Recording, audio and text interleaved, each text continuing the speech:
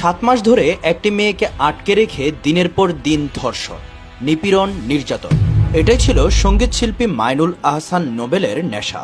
হ্যাঁ দর্শক, আপনি ঠিকই শুনেছেন।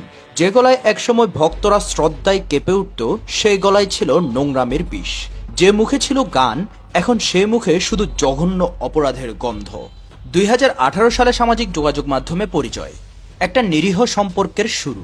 মেয়ে তখন ঢাকা ইডেন কলেজের শিক্ষার্থী। ধীরে ধীরে কথাবার্তা বাড়ে, দেখা সাক্ষাৎ হয়, সম্পর্কের ভেতরে ঢুকিয়ে দেয় বিশ্বাসের মুখোশ। তারপর 2024 সালের নভেম্বর মাসের একদিন মোহাম্মদপুরে দেখা করার ছলে নিয়ে যায় ড্যামরার বাসায়। বলে সে নাকি স্টুডিও দেখাবে, কিন্তু সেটা ছিল আসলে একটি নাটকীয়তার ফাঁদ। ড্যামরার সে বাসা ছিল এক কারাগার।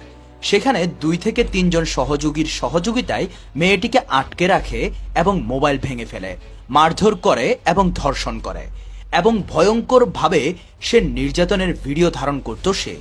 আর কি জানেন, ভিডিও ছড়িয়ে দেওয়ার হুমকি দিয়ে 7 মাস ধরে দিনের পর দিন আটকে রাখে সেই বাসায় সেই মেয়েটিকে।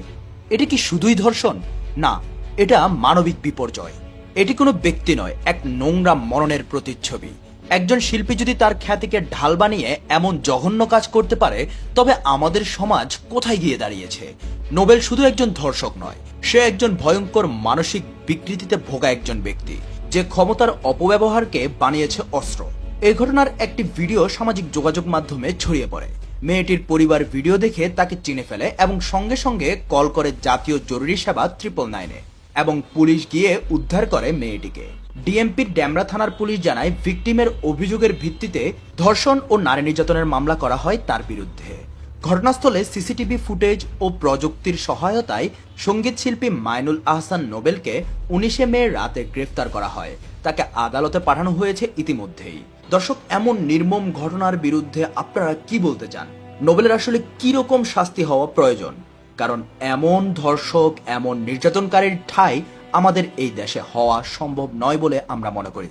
আপনাদের গুরুত্বপূর্ণ মতামত আমাদেরকে কমেন্ট বক্সে জানিয়ে দিবেন এবং আরো আপডেট পেতে আমাদের পেজটি ফলো করে সাথে থাকুন। ধন্যবাদ।